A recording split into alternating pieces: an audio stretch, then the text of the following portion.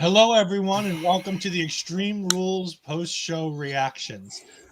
This is going to be a lively one. We didn't do a whole lot of pre-show banter because we wanted to save it for the stream. I'm Ed Fries, and I'm joined by Pluggo. Nope, that way. Hello. Bobby. And over in this, that corner. Over there. That corner. Alex is here. The corner that doesn't break. Yes, the corner that doesn't break, and we will get all into things that break and things that don't break. First things first, we want to do this real quick to get it out of the way so we can start talking what everybody wants to talk about, and that's that main event. So we'll get right there after we thank our sponsors at RK Athletics. RK Athletics, one, are there for all your personal training needs. They can help you rehab an injury like a bad knee or something after you fall off the top rope, all kinds of fun stuff. RK Athletics is in Edmonton, Alberta, I believe, and they do in-person and video personal training. Rich is a great guy. He helps sponsor to make sure that all these fun shows can happen so that we can talk to you guys about all things wrestling. That being said, our main event of the evening was Roman Reigns versus the Demon Finn Balor. And the match was going really well for a long period of time in that match. Nice little crowd brawl. Roman puts on his mask because safety first. When you have, 2 bouts of leukemia in the middle of a global pandemic, you put a mask on before going in the crowd. If nice I touch. may, just real quick. Yeah. I got to show this. Yep. Yeah. No, I agree. We're going to get into that. All right. No, but I agree. I couldn't help it. But we're going to go through a bunch of the chats real quick as people start filing in. Woo. But that main event, all of a sudden, all hell broke loose. And Alex, you seem to have the biggest reaction to it. So while I throw up some comments, why don't you go ahead and go over this? What in the Jim Cornette hell who booked this? Was this Russo working? Is that what happened here? Is that what this was? You have a guy that can't be weighing any more than 150 pounds soaking wet. Break a corner. And if you notice at the end there, that wasn't even the turnbuckle that broke. It was the opposite corner that broke. So how in the hell did they expect us not to be pissed at this finish, let alone the fact that Finn Balor came out as the demon, but suddenly mid-match he has to have the lights go out and he's suddenly shocked back to life when they play his music again? Music is life. I mean, sure, music is life, but I legitimately was not going to come on to the show because I was just tired and I was ready to go to bed and I was just in my head somewhere else. But then I saw this finish and I had to come on here and I had to say, WWE, you're insulting us. You're insulting us now. And it's going to come to the point where I'm sure Roman Reigns is going to be, hey, I have a higher power behind me. And it's going to be the stupidest thing. Whoa, I'm done. Bobby, we don't see you on for much WWE content, but you reached out and you said, I want to be on this show. What did you think of this main event? There's a good reason for that. I've stayed away from most WWE content for a while now. I know. I think I'm going to start staying away myself. I've honestly just been tuning into the Big Four, and I thought, what the hell? Let's watch this one, give them a chance. I liked WrestleMania and SummerSlam not too bad this year, so I thought, hey, maybe one of these ones could be decent. Tonight was not that pay-per-view. This main event, again, it was really decent up to a point, and as soon as the music hit, the heartbeat played, it got into that cheesy level. I hate those red lights. That is exactly what killed it for me with the Fiend in the first place. And just the general corniness of all this is just getting frustrating as a fan. There's no intelligence behind it anymore. Again, you've mentioned the rope break. I mean, they could try to pull it off as somebody rigged something up, but this was not the first time anybody went off the top ropes in the entire night. So if anything had been pre-rigged in the evening, then this would have snapped long before this match went off. Terrible ending to this whole thing. Just pure garbage. Pluggo. I love it, man. I love it. The match was fine until so I don't know. I looked away and all of a sudden he's convulsing on the ground and I'm thinking what's going on here? And yeah, the red lights thing, they should have learned that from the Fiend Hell in the Cell thing. I felt like Jerry, I'm freaking out, man. Freaking out. These red lights are burning my brains. But Yeah, it was a weird way to end that. And if that was the way to protect the demon, unfortunately, I don't think they did a very good job. All I learned tonight is demons and top ropes don't mix. And Justin Tucker kicked a 66-yard field goal today because McAfee mentioned it about 43 times. Yes. And, I was actually really glad that they had the Espanol and the French commentary in the beginning because I can't stand listening to McAfee until they turned it off. I'm like, oh, great. Now we got McAfee is the GOAT, bro. McAfee's See, I agree. I here. like McAfee. McAfee is the king. I love that all of a sudden in the middle of a match with Montez Ford and the Street Profits against the Usos, he starts talking about Tangaloa of New Japan and his own religion. I'm like, what? Did he just mention New Japan's Tangaloa like everybody knows who that is?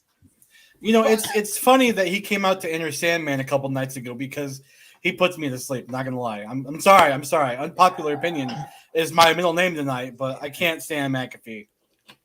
I'll say this about the whole the whole pay-per-view as a whole was pretty damn good. Like I was gonna say, I thought it was a up solid until show. the last two matches where they tried to get too fancy. I mean, they were clean finishes. Sure, the Lily doll thing was a little cringe, but I mean, I can live with that. I mean, rest in peace, Lily.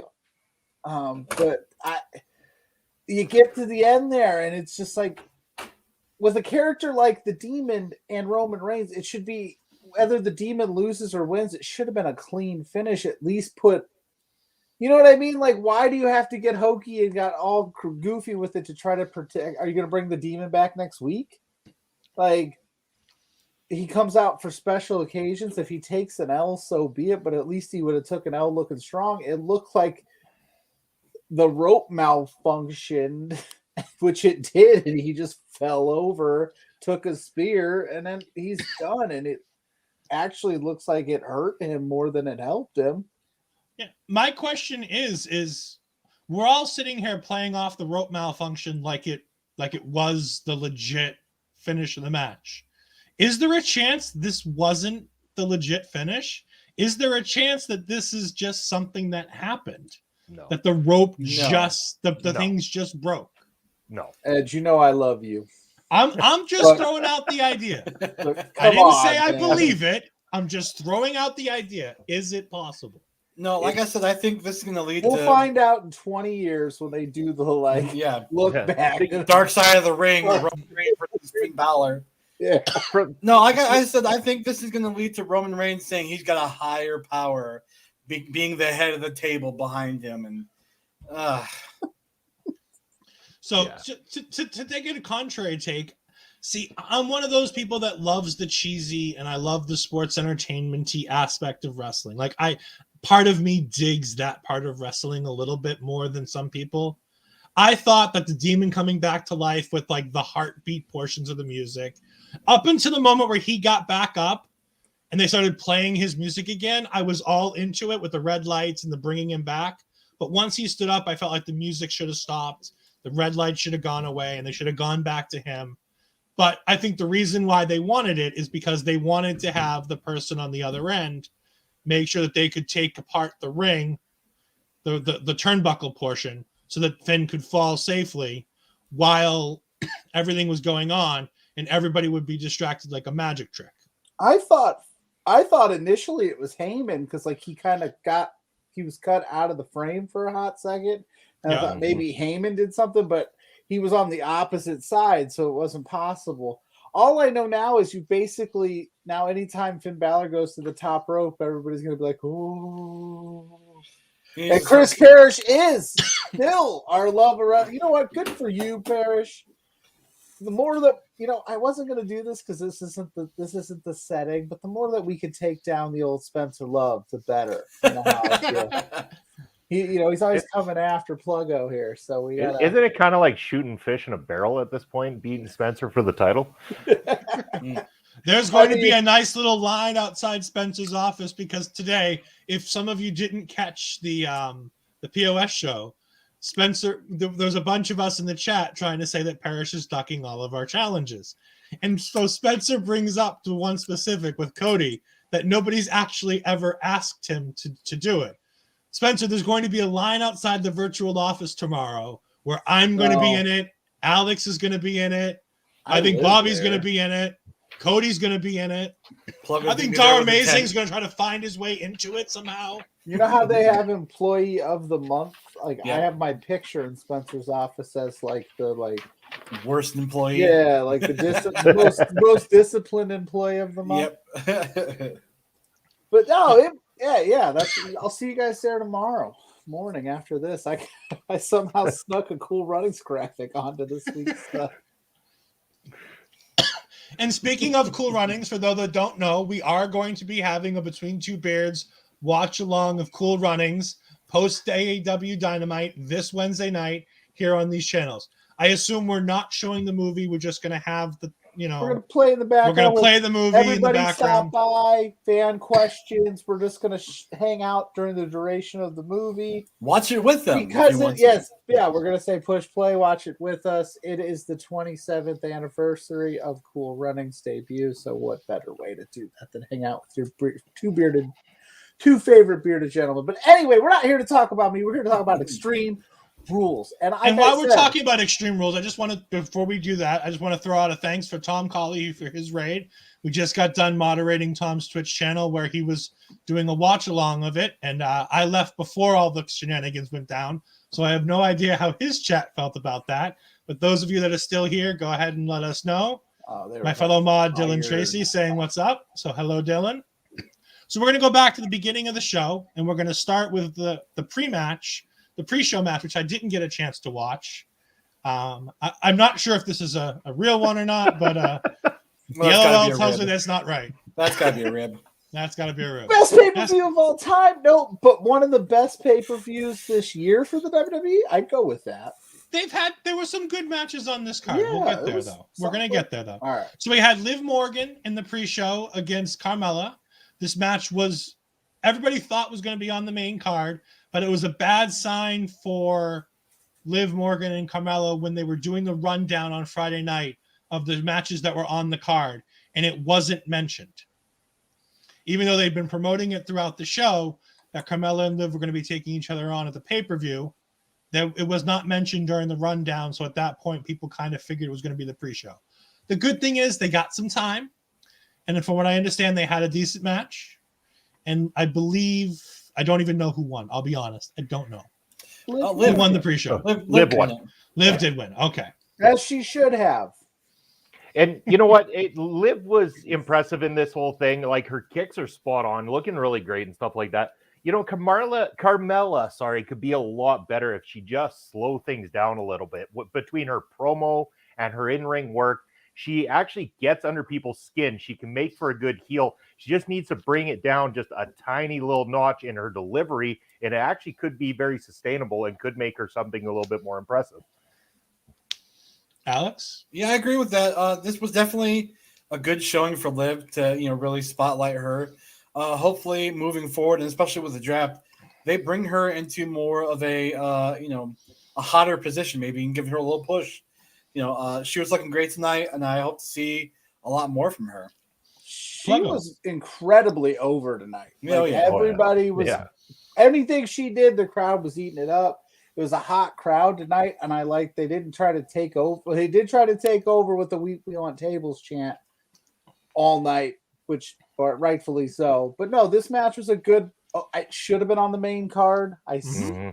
I think we see why, as we'll talk about the Open, as to why it didn't make the main card, because they kind of slapped together what should have been a heavily promoted match, in my opinion. But hey, I digress. Liv gets the W as she should. We move on.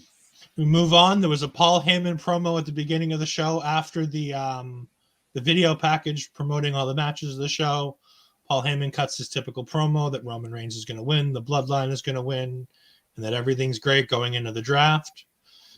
We then get as Pluggo said, the late added match of Lashley, AJ, and Omos versus the New Day. I really enjoyed this match. The New Day works a great 6-man tag. It was great to see all 6 of them back together, all 3 of them back together again. AJ and Omos look fantastic against the New Day. Bobby Lashley is just had the best year of his career in a long time, at least WWE wise. He had a really good time in Impact. There were some good years there. Let's not discount those. But since he's been in WWE, he's never been as good as he is right now. Without MVP there. Lashley. Sorry. I miss Leo Rush I chanting do. Lashley. That being said, him without MVP, a man on a mission tonight, and he cuts a promo later that we talk about, where it really shows that he doesn't need MVP as a mouthpiece anymore. Bobby, what do you think of this match? I thought it was okay at best. I didn't think there was anything special about it. Again, due to being slapped together. 6-man tags tend to get messy. The New Day are probably the best at doing them at any time. And I was not a big fan of the finish, having Big E actually pin Lashley, of all people, clean like that. I think now that gives him due advantage over Lashley after Lashley was booked so strong as champion for quite some time there. I would have rather seen him maybe pick up the win pitting AJ or something like that. I mean, I feel that's almost a sin saying because AJ is as good as he is. But right now, AJ is not in that main event title picture. I would have rather seen that. Again, I like the fact that they're keeping the distance between E and Lashley for the rematch, although then they go announce it that it's on Raw tomorrow. So to that, I wish there was more distance. Like, build things up. This is their biggest problem. They just quickly want to get through everything as if people have a 5-second attention span. I mean, we generally do for wrestling fans lately. If you can do it, because we just had touted as the greatest episode of AEW Dynamite where they rushed a main event match and put it on first of Daniel Bryan and Kenny Omega. So, we're going to call a spade a spade. Let's make sure that we talk about the same thing. Oh, I'm saying they're both are equally doing the exact same thing on both programs, both big WWE and AEW. They both do it. I guess they're just, as an old school fan, I have that attention span and I don't need everything given away every single week to the point where these matches feel like they've been done before many times. Yeah. So to talk about the finish of this match, it wasn't pretty much a clean finish, but I do love that there was the miscommunication where AJ gets speared by Bobby, which gets him distracted, which lets E hit the big ending to get the win. Alex, what are your thoughts on this match? I mean, it was a very good match, a very good opener. The only thing I will say though is there was a little bit of schmaz between AJ and the ref that looked a little awkward, but overall, it was pretty solid. Pluggo? Oh, I love the match. I thought you get two meaty men slapping meat. You get Lashley and all that beef, and I think so. And they were really smart here in the sense that they got the friction with Styles and Lashley. So I think you're going to see a little. I'm going to call my shot now. I'm going to say AJ gets involved tomorrow night. Probably. Because AJ Styles, since they dropped the belts, he needs something to do, and he's a main event player, right? So getting some friction with him and Lashley going, and essentially Lashley costing them the match, even though it was awesome. There was like that little riff, and then Big E gets the win. We move on to tomorrow night. Big E, Lashley. I can't imagine they're going to do this. I would love it if they did like a 30-minute just classic to start the show, because why not? If you got it, use it. In wrestling, you can't sit there and just wait because you never know what can happen. So I hope tomorrow's a banger of a match and there's a clean finish, but I have this sneaking suspicious that Almost and AJ are going to get involved, and then AJ is going to sneak his way into the title picture because we need new challengers for E after Lashley. You can't just keep running Lashley and Drew. You got to put somebody else up there. Yeah, and my thoughts on this one were great. One thing I kept noticing that I'm really excited to see, they kept teasing Big E and Omos. And that's something I'm very excited to see as Omos keeps getting this education from AJ Styles and working with AJ, putting him in this main event picture and having maybe even just a little bit of a match with Big E and just getting him out there and seeing what he can do could be fun, because I think Big E's the kind of guy who could handle a monster like Omos. So I think that could be fun. Sammy jumping in with the rope broke. Clearly it was a botch and they pulled it off on live TV. Awesome. Which would have been better than if it had been planned. I mean, I think that's a little bit tongue in cheek. I brought up the idea of whether or not it could have been a botch, mostly just to say it, just so somebody did. because it has to be asked. But at least, I don't even think that was it. It's not out of the realm of possibilities that it was a No. legit bosh, but do I believe the WWE billion-dollar corporation is going to have that happen? Pluggo, we have a request from you. Yeah. So for those that are in the chat that don't know, on Thursday nights on 8:30 at Wrestling, that is my lovely wife, and she constantly asks me to take my shirt off on air.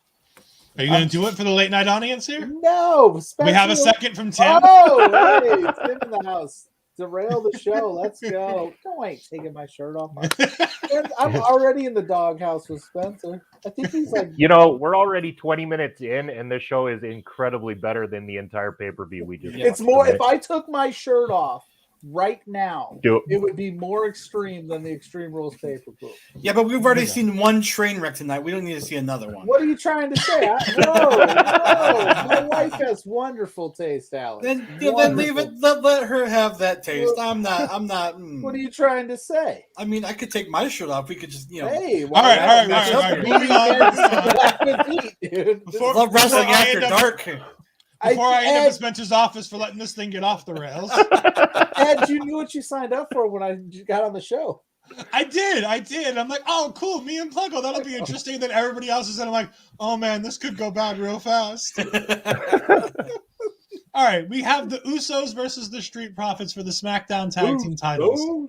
I really like this match. Montez Ford does a fantastic job selling those rib injuries throughout this match. A lot of good designed offense to make the ribs the story of the match. He hits 2 of his splashes and then ends up losing the match to a double super kick to the ribs and then a double Uso splash.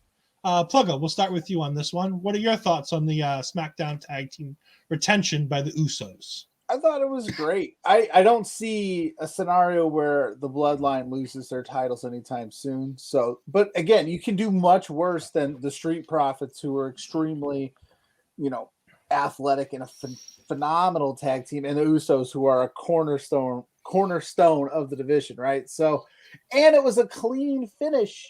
That was the third clean finish of the night. So I'm sitting here going, all right, they're not going to, and I'm sitting here, yeah, let's go.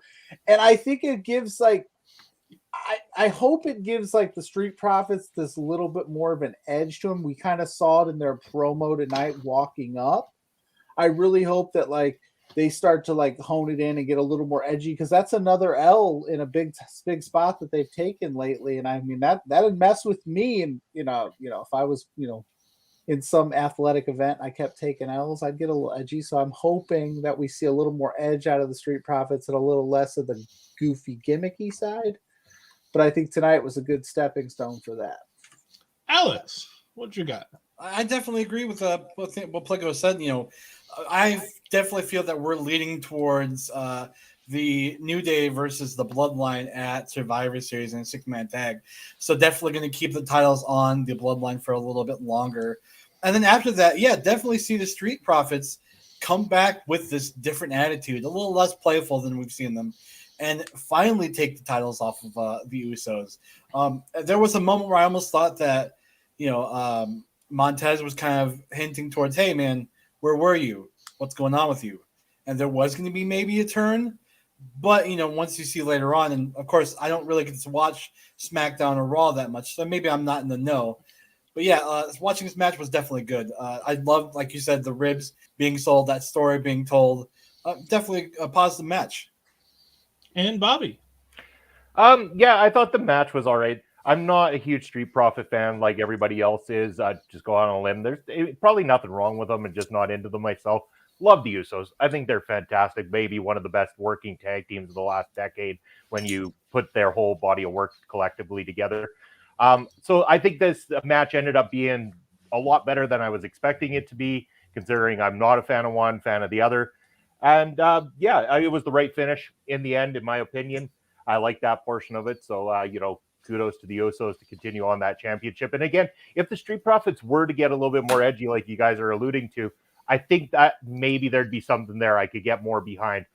The other downer I will give on this one, putting a tag match on after another tag match. Break it up with a singles match in between here anything that could have been a little bit different, but tag after tag, we could have gone different with this one.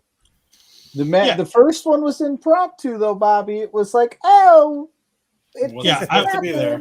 I was going to say, I think the Usos versus the Profits was probably intended to start the show, and then they decided to add something in between. They knew what they were doing.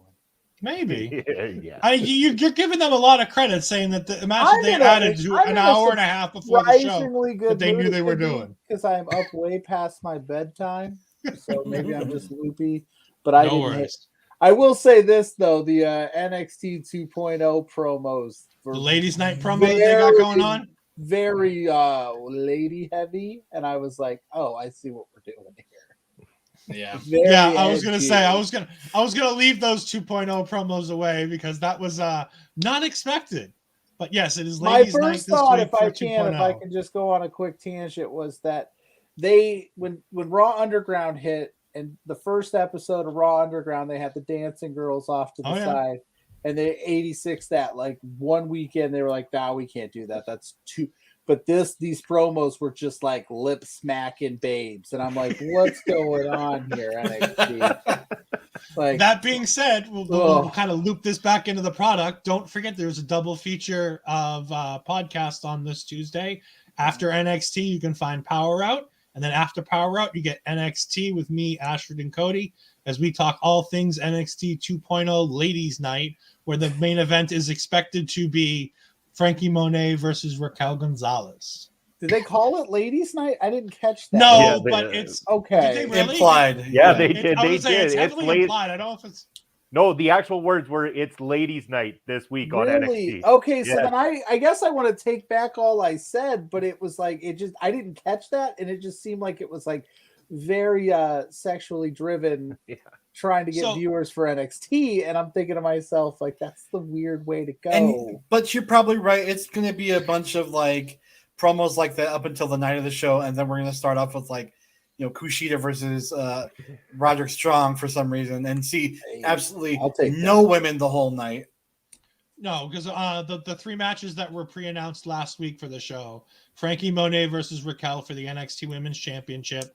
The NXT Tag Championships are going to be up for grabs as Toxic Attraction takes on Io Shirai and Zoe Stark, and then we have in a street fight, it's going to be B-Fab of Hit Row versus Legado del Fantasma's Electra Lopez.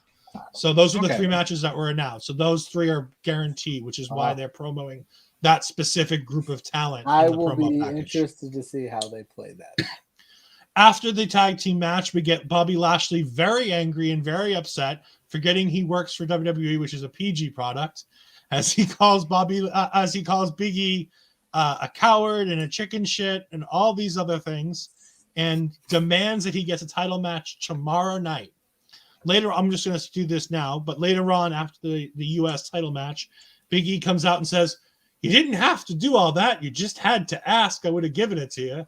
But now that you've gone and done all that, we're going to go ahead and make sure that it opens the show." So tomorrow, 8 o'clock, opening the show, we will have Bobby Lashley versus Big E for the WWE Championship. We then get Charlotte versus Alexa, and here's my first match where I went, ooh, this could be signs of bad things to come. Charlotte versus Alexa was an interesting match. It wasn't the best match these two have had. They've had some really good ones before. These two are very capable of having a fantastic match. Basically, the match ends with Charlotte picking up Lily, throwing it at Alexa, hitting the big boot, and then hitting a natural selection. Alex, we're going to start with you on this one. What do you think about this and then the post-match? I thought this, as far as the finish goes, like it just came out of nowhere. I think I blinked and looked at a Slack chat message, and then it was over, which you want to have a good finish to your matches, make people want to remember these matches. And this was definitely not one of them. The aftermath then, but kind of had us going.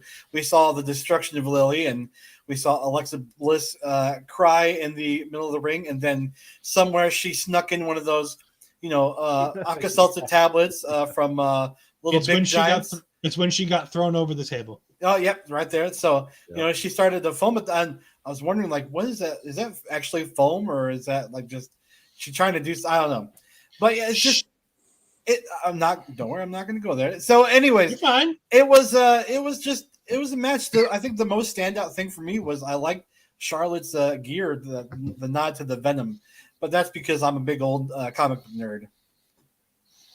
The one thing I would say about the foam at the mouth, because I'm going to let everybody else talk about this match, because I'm very much an Alexa fan, and I feel that she's done the best she can with a bad hand dealt to her. Mm-hmm.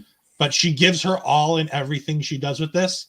Somebody should have told her, or she just forgot, that if you're going to do this, you put the tablet under your tongue. Mm-hmm. Because she had it on the top of her tongue, and as she opens her mouth, you see it, and you lose the entire fun of the whole thing. Bobby, what did you think of Alexa versus Charlotte? Well, first of all, yeah, it's a bad gimmick right all the way through. Charlotte deserves better. I am a big Charlotte Flair fan. I think she's one of the best workers in the industry today, whether I don't care if it's men or women. She's just one of the best stars that they've got going for themselves. I am not an Alexa Bliss fan. She is really good on a microphone. Yeah, character-wise, she can do pretty well, but in-ring wise, I think it's just more of the same from her. A lot of the moves that she tries to do don't really make me believe that she breaks an opponent down very well and stuff like that. I think there could be more to be done with her. I'm not saying she's completely incompetent in the ring. I just think her style could be tweaked in order to make a little bit more sense and make her a little bit more aggressive in what she does. I think she tries to go for too much flash, and she needs to get back to a little bit of basic at the same time. Pluggo. I'm sorry. I was just thinking about Lily. R.I.P. Poor Yes, Lily. rest in peace. I'll remember where I was the night Lily died.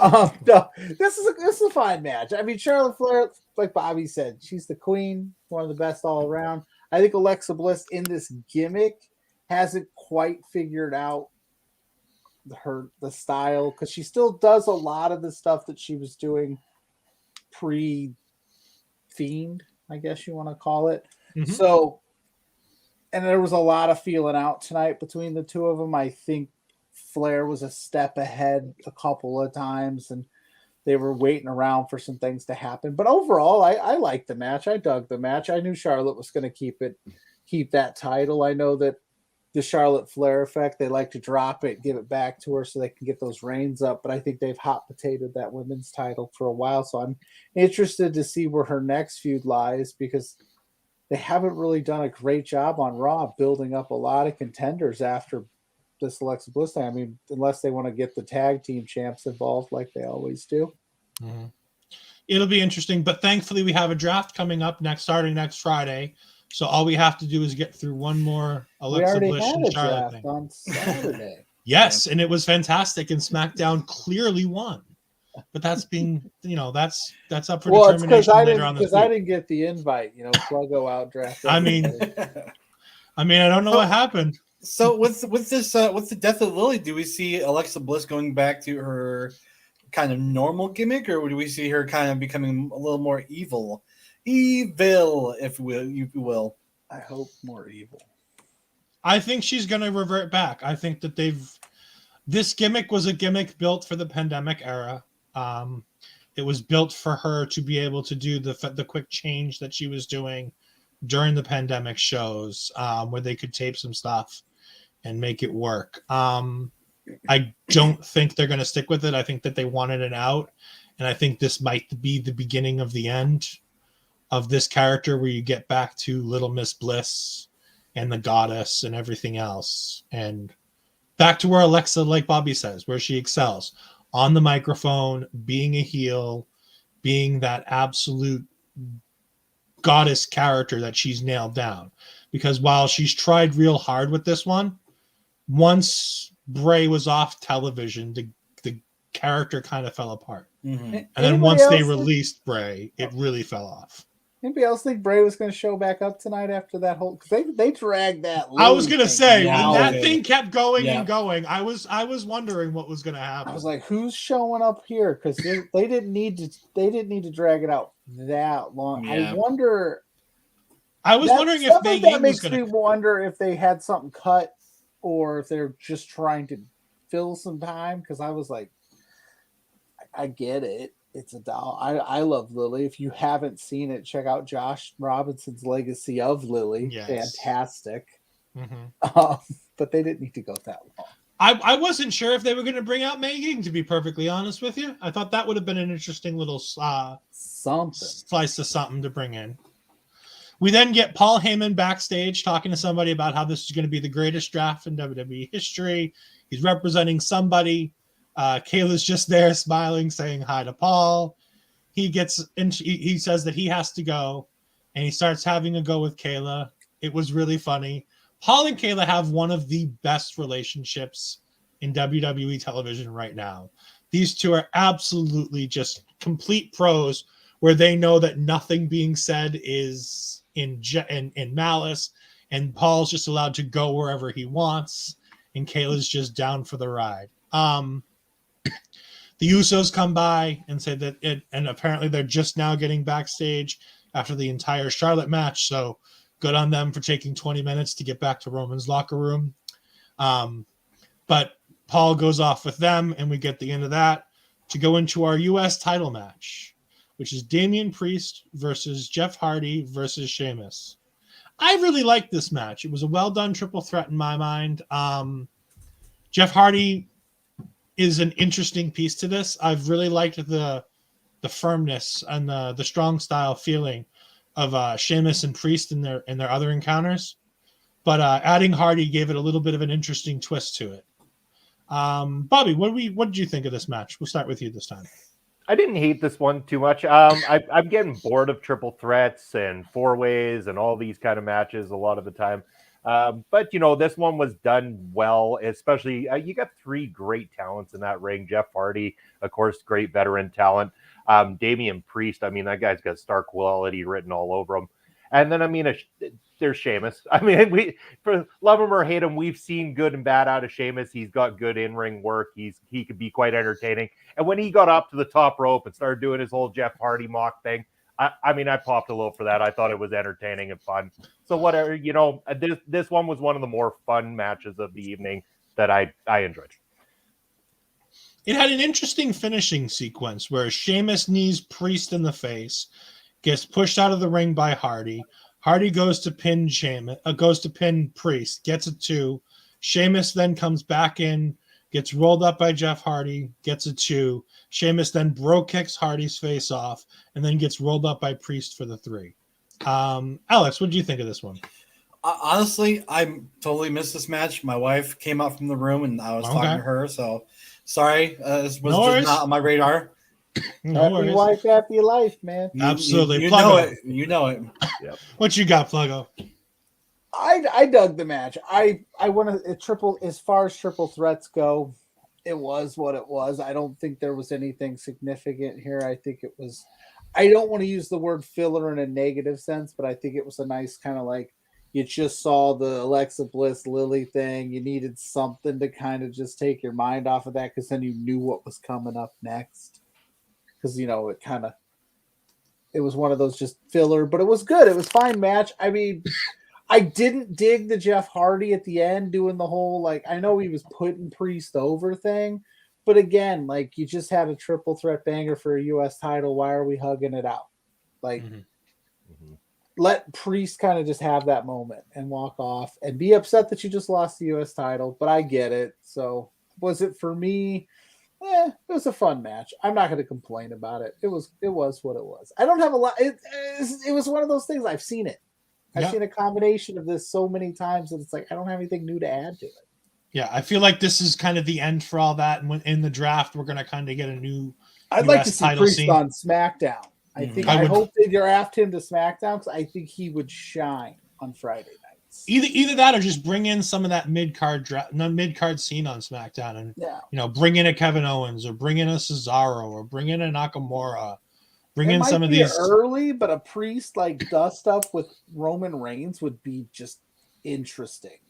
At this point, even guys who aren't ready, going up against Roman and losing isn't necessarily a bad thing. Yeah, look not at at all. Montez Ford on Friday night. That match was absolutely fantastic. Ford is an absolute star, has been since this tag team started, but he showed it to everybody on Friday night. And the Street Profits, as much as I love them, are not long for this world. Because that man is getting a singles push really soon, I think. We then get into what will be the last match that we talk about here, which is Bianca Belair versus Becky Lynch. And then the return of Sasha Banks. I'm not a Becky fan. I'll be honest. I'm not. I don't get it. I don't get her. I think she's slightly overrated in pretty much every category. In the ring, I don't think she holds a candle to any of the four horsewomen. On the microphone, she really doesn't hold a candle to any of the four horsewomen. That being said, it's not saying she's bad. She's being judged against three of the best female competitors WWE's probably ever had when it comes to the four horsewomen. Charlotte is an all-timer. Bayley is probably one of the most astute female wrestlers that's ever come through the company, where she knows the history and she knows what's going on. And the same thing with Banks. And they each have such a way to get over, whether it be Bayley as a face and now this new heel gimmick, and Becky just doesn't, in my mind, like I see everybody else loves her. I just don't get the reason to be behind the man. That being said, they had a really good match. It was interesting. It was fun. I enjoyed it. I was bummed that Sasha came in and ruined it. I thought it was weird. I put this in the chat when I was in the watch party with Tom earlier. I think this entire run-in by Sasha was completely misbooked somehow. They didn't play her music, which I thought was weird because I thought that would have been a nice way to do it. Then she ran in and she almost fell over as she ran to go grab Bianca. And then she almost threw Bianca over when she wasn't trying to start the DQ. I wasn't a huge fan of the run-in. I kind of wanted to see a finish to this because Bianca needed something after what happened at SummerSlam. Pluggo, what you got on this one? Well, I ain't going to sit here and let you talk about Becky Lynch with all that, using them big words. I'm going to take it as disrespect, Ed. I love Becky Lynch. I think she's phenomenal. I'm in the minority again, with all that. And I don't want to do it because I know that people crap on it. But it's one of those things that AEW is doing right now that WWE is not. Give us a finish. This is two of your premier top shelf women's competitors. Bianca Belair is leaps and bounds ahead of her. Like she's way ahead of where I thought she would be. She's killing it. She looks like she could be four horsewomen and her in the same discussion. That's how good she is. Becky Lynch, for whether you said or not, Ed, is one of the all-time greatest women's wrestlers. She's part of the four horsewomen. This match should be billed up as just two badass women going head to head and fight it out till there's a winner. And Sasha Banks, if you want to come back and do a beatdown at the end, I'm for that. But to just have them put on the show that they were putting on, and yeah, there were some spots that weren't all there, and I think there's some ring rust on Becky. I'll admit that. I'm not a complete stan that just thinks everything she does is gold. I thought she had some ring rust, but I thought the match was great. I thought it was match of the night up until that point, and you're sitting there going, all right. And then it's the WWE. Just do a rematch. You always do it anyway, but having them just show out after what they did at SummerSlam would have been fantastic. And you have Sasha Banks run in and DQ finish, and now I'm sitting here going, well, who's, there's probably be a triple threat. And I think that's what AEW is doing right now. The WWE's missing. Like, give us that decisive. A loss doesn't mean you're buried. Belair takes a loss here, or Becky took a loss here tonight. It doesn't mean they're buried. There's ways to get back into the title picture. It left a weird taste in my mouth. Again, especially considering what we saw here, we talked about earlier with the rope break thing. You guys were on a good track. Everybody was clean finishing. And then all of a sudden you're like, let's get cute. Like, just keep it going. It's a pay-per-view. These are supposed to be like enders, like feud enders, or put a stamp on it and move on to something else. And then before I'm ranting, but like Belair's biggest, like her come up was like a huge deal, right? Like she couldn't quite get over the hump. She's fighting from the bottom. So you already know you can do that with Belair. So just have her fight her way back into the title picture. Give us Sasha and, Sasha and Becky at Survivor Series or something while Belair fights her way back to it. I don't know. It seemed like an odd decision after what happened at SummerSlam. Alex.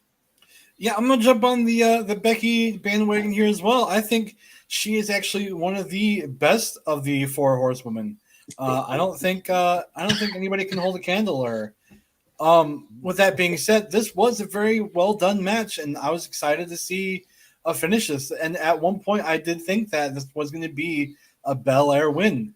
Up until, and then going back to it, I thought this was the Sasha run-in was done right. I didn't think I saw anything that I would have changed.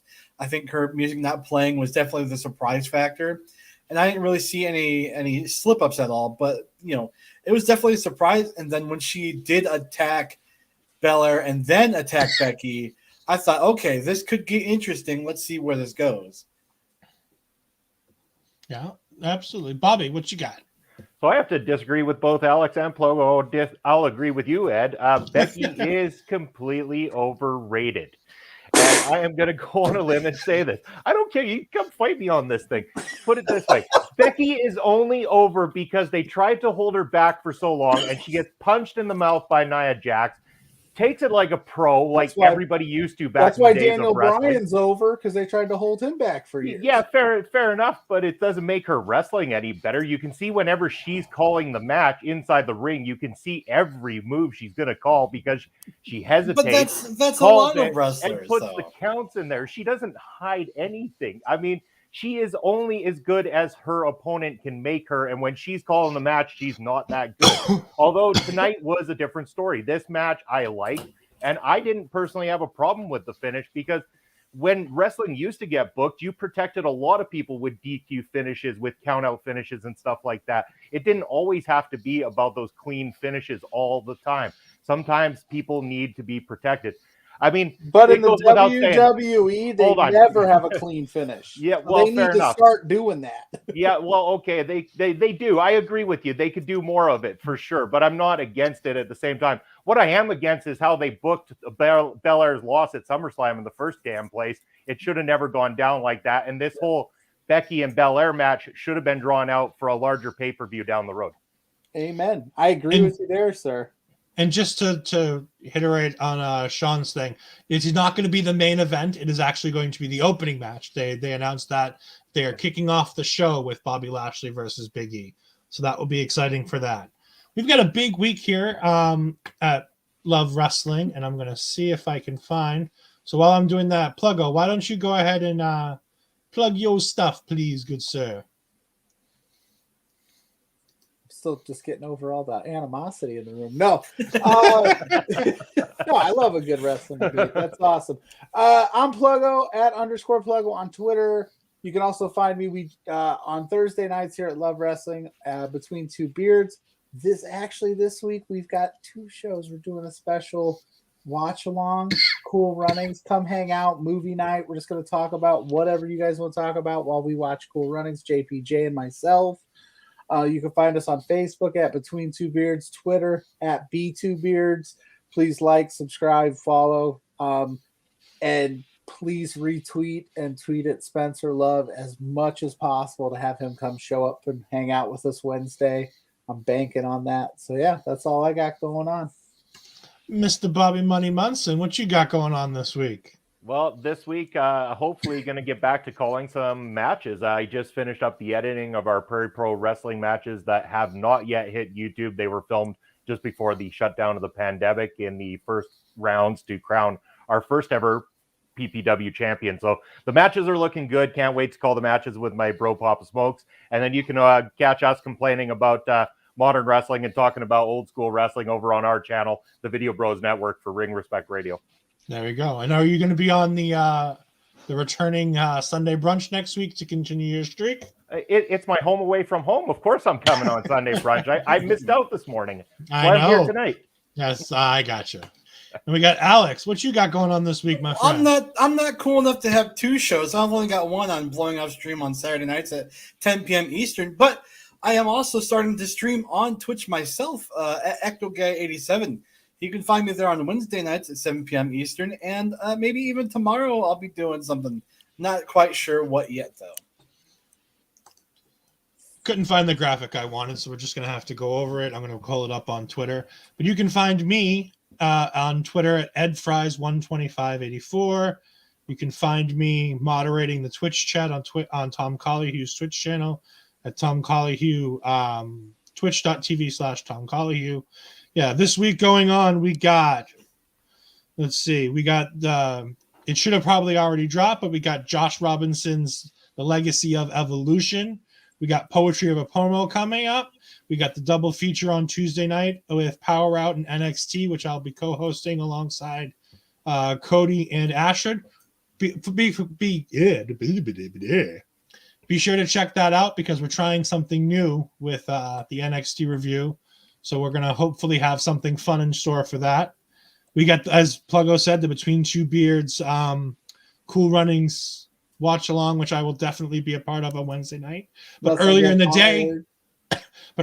day, we have Roxy, the Ring of Honor Women's Champion, in a Spencer Love interview. So go ahead and check that out. And as for our second double feature of the week, we've got the Between Two Beards on at a special 8 o'clock start time because of Quizplex coming on at 9 o'clock, which you can find me in the championship edition of Quizplex as I take on, hopefully, Veda Scott, I believe it's Josiah, and then whomever won last week from the Contest of Champions from Love Wrestling.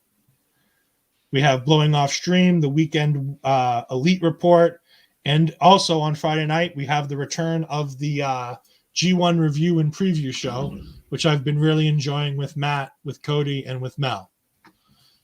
We have one last comment to hit before we get ready to get out of here. Yeah, Sasha will come back for a week and then be gone again. She's sick to Mandalorian, and that will leave WWE for the pros. I don't think that's necessarily necessary. Attacking Sasha, especially on social media, will get you hate. I found that one out the hard way. I now no longer talk bad about Sasha. She's got a following. Her followers are loyal. So what happened with me with Sasha Banks? I'm going to do a quick story on this one because I thought it was hysterical. There was a rumor that came out that the 2K22 cover athlete was going to be the boss. And I was like, oh, I don't have to buy the video game. Most importantly, I wasn't going to buy the video because I bought the 2K20 and I really regretted that one. So I was like, I don't even know if I'm going to buy the game as it is. And then I got to talk with every Sasha fan that I could possibly have found because I didn't want to buy the game because Sasha was on the cover. I'm like, I didn't even say anything bad about her. I just said I didn't need to buy the game. You got to be careful. You do have to be careful. Thank you, everyone, for joining me on this kind of thrown together react show. I know Pluggo put it in there yesterday. Nobody responded to him about it yesterday. Wow, way to call me out like that. Parrish responded. No, he didn't. He was responding to something else. Oh. I think. I don't even know. See now story time with old Pluggo. All right, let's go, Pluggo. It's because I'm getting ghosted by the boss right now. There's like a mandate out to like not respond to Pluggo because I made a comment the other day. Goes, oh, here comes Pluggo. It's like, man, all I'm trying to do is have a movie night with my boss and show him some appreciation, and he's just too busy. So I get it. Hey, at least he responds to you. Yeah, he does. Yep. Just go check the old Between Two Beards socials. I just dropped a gem. I was going to say Pluggo definitely has the flagship show. That was his words, not mine. Uh-huh. He did. He wrote in a reminder one of the flagship shows Between Two Beards. And then Alice wrote it on my write-up. That's not my fault. That is Alice's fault. And Darn that, Alice. Darn Alice. You call yourself the flagship one time and everybody starts hating.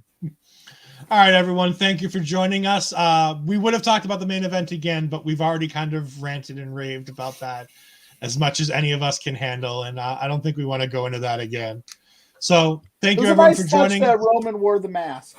Yes. I love that. That was my favorite part of that entire thing was Roman's like, nope, can't go in the crowd without my mask. Smart.